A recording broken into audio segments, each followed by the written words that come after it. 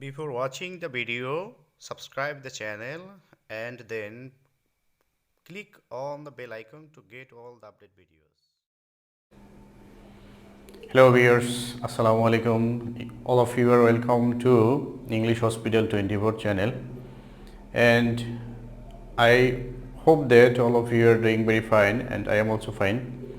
Today I have been in front of you with another important lesson, another important lecture of this YouTube channel, and today you are going to learn a great lesson by this YouTube channel, and this lesson is very much important for the students who are going to sit for job examination and also for admission test.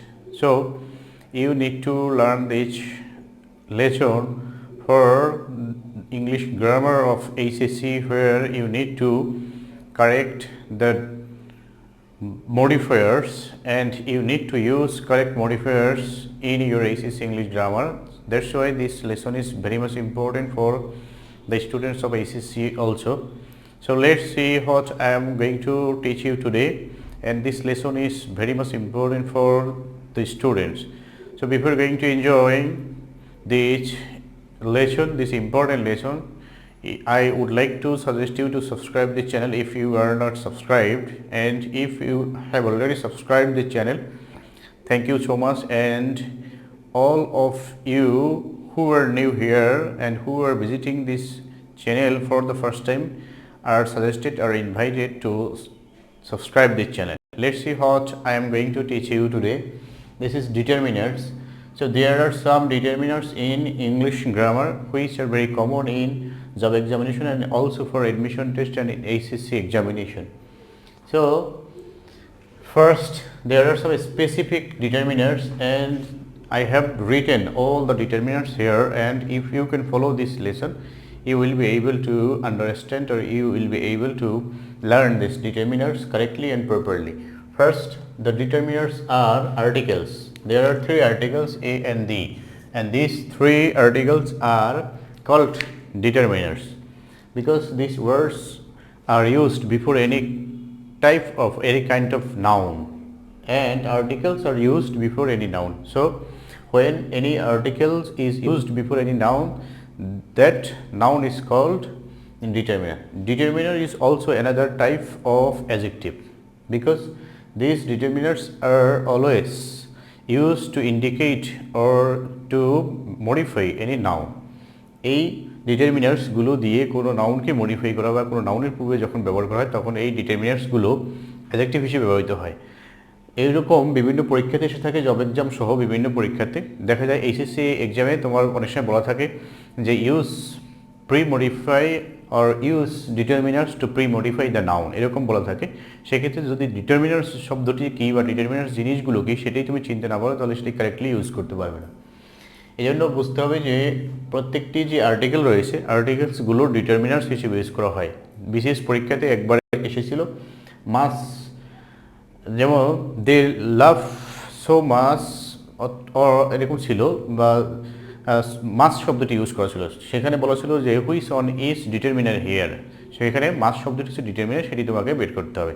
That means determiner শব্দটি হলো কোনো নাউনের পূর্বে বসানো হবে।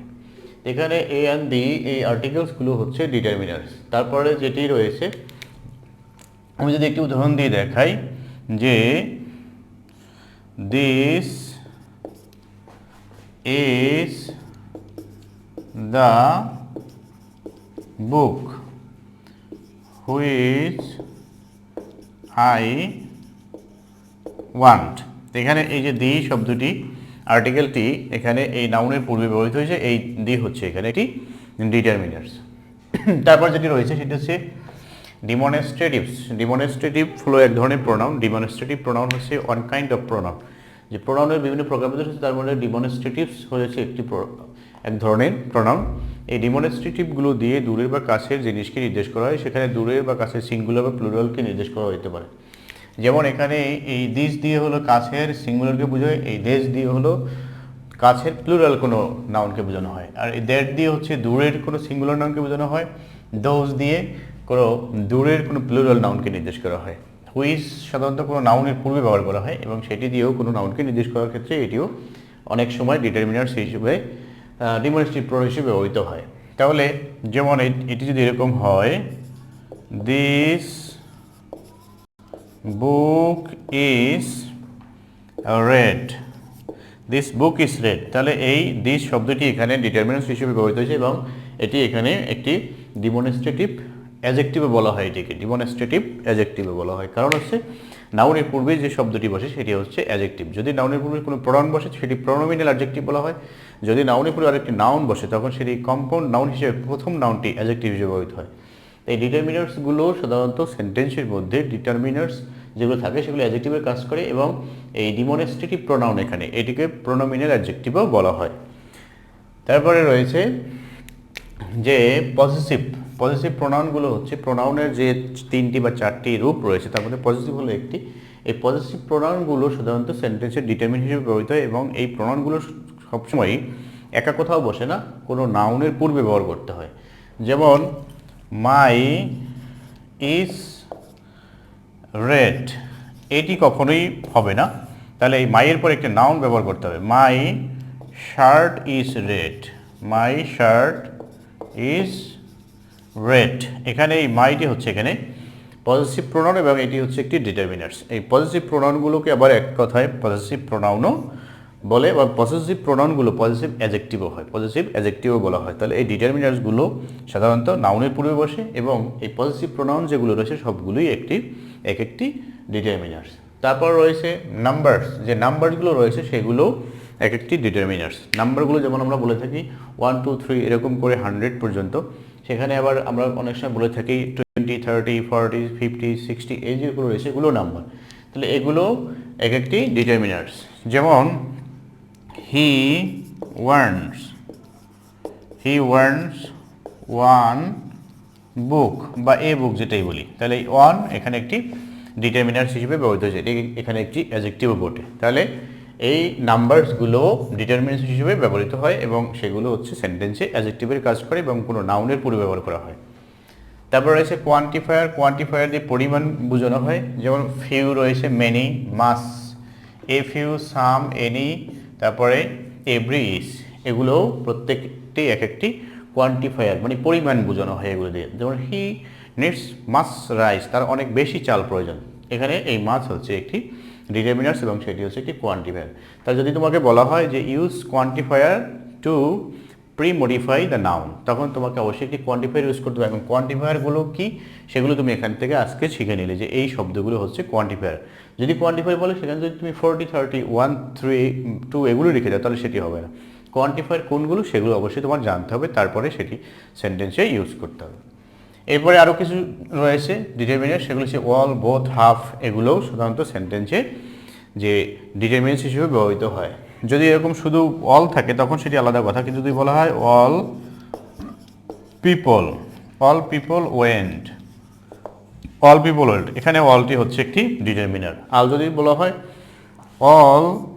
অলের পরে আবার কোনো নাউন যদি থাকে, যে কোনো নাউন সাধারণত এখানে প্লুরাল কোনো নাউন থাকে সাধারণত, সেক্ষেত্রে যখন এই অলের পরে আরেকটি নাউন থাকছে তখন সেটি হচ্ছে এখানে এই অল শব্দটি ডিটারমিনার। এখন যদি এরকম বোথ থাকতে পারে, both men, both girls, both boys এরকম থাকতে পারে, তখন সেটি হচ্ছে একটি ডিটারমিনার, কারণ একটি নাউনের পূর্বে ব্যবহৃত হয়েছে। এবার রয়েছে অর্ডিনালস মানে যেটি অর্ডার বোঝায় একটির পরে আরেকটি, যেমন ফার্স্ট, সেকেন্ড, থার্ড, এই যে আমরা অর্ডার বুঝিয়ে থাকি। ক্রম বোঝাতে যে শব্দগুলো ব্যবহৃত হয় সেগুলো ডিটারমিনার্স। তাহলে এই ক্রমবাচক যে শব্দগুলো রয়েছে এগুলো সাধারণত কোনো নাউনের পূর্বে ব্যবহার করা হয়। যেমন first boy, second boy, third বয়, ফার্স্ট গার্ল, সেকেন্ড গার্ল, এই যে বলা হয়। তারপরে first incident, second incident, first bench, second bench, third bench, এই যে আমরা অর্ডার ব্যবহার করতে, অর্ডার বোঝাতে বা সিরিয়াল বোঝাতে যে ক্রম বোঝাতে আমরা যে শব্দগুলো ব্যবহার করি সেগুলো হচ্ছে অর্ডিনালস বলা হয় এবং এগুলো এক একটি ডিটারমিনার্স।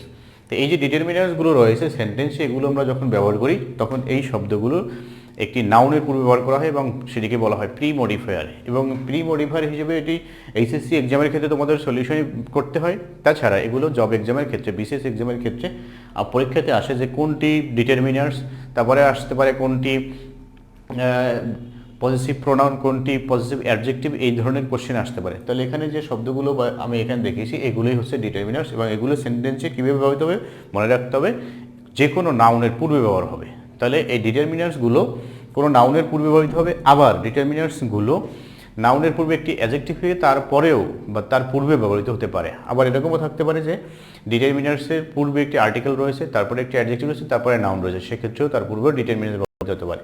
তবে ডিটারমিনার্সের মূল স্থানটি হচ্ছে যে কোনো নাউনের পূর্বে বসবে। নাউনের পূর্বে অন্য কোনো শব্দ থাকতেও পারে, নাও থাকতে পারে, কিন্তু মূল তার জায়গাটি হচ্ছে যে কোনো নাউনের পূর্বে বসবে। তো তোমাদের আসলে এখানে শেখানোর মূল যে আমার টার্গেট ছিল সেটি হচ্ছে যে শব্দগুলো ডিটারমিনার্স হিসেবে ইউজ হয় সেই শব্দগুলোই তোমাদেরকে জানানো, যাতে তুমি শব্দগুলো এক পলকে এখান থেকে দেখে চিনতে পারো যে এই শব্দটি হচ্ছে ডিটারমিনার্স। তাহলেই তুমি যে কোনো এক্সামের ক্ষেত্রে সঠিকভাবে ইউজ করতে পারবে এবং যদি এমসিকিউ কোশ্চেনে থাকে সেখান থেকে বাছাই করতে পারবে। তো এখানে আমি কীভাবে ব্যবহৃত সেগুলো দেখালাম এবং শব্দগুলো কি সেগুলো তুমি এখান থেকে সঠিকভাবে জেনে নেবে এবং এগুলোই ডিটারমিনার্স ইউজড হয় সেন্টেন্সে, সেটি তোমার আজকে থেকে জানা থাকতে হবে। অবশ্যই জানার মাধ্যমে তুমি শিখতে পারবে এবং ভবিষ্যতে কোনো এক্সামে এই বিষয়টি আর ভুল হবে না। আশা করছি আজকে লেসনটি তোমাদের জন্য এনজয়েবল হবে এবং ইম্পর্টেন্ট লেসন। অবশ্যই ভিডিওতে একটি লাইক করবে, কারণ হচ্ছে এমন একটি গুরুত্বপূর্ণ লেসন তোমরা এই চ্যানেল থেকে শিখতে যাচ্ছ। তো এই চ্যানেলের সকল লেসনগুলোই তোমাদের জন্য খুবই হেল্পফুল এবং বেনিফিশিয়াল। এখান থেকে তোমরা শিখবে এবং অন্যদেরকে শেখার জন্য বলবে। এই চ্যানেলটি সকলকে সাবস্ক্রাইব করতে বলবে এবং এই চ্যানেলের লিঙ্কগুলো সকলের সাথে শেয়ার করবে। তো আশা করছি তোমরা সকলে এই চ্যানেলের সাথে রয়েছো। I wish you all the best, I hope you all the best. Thanks for watching, thanks two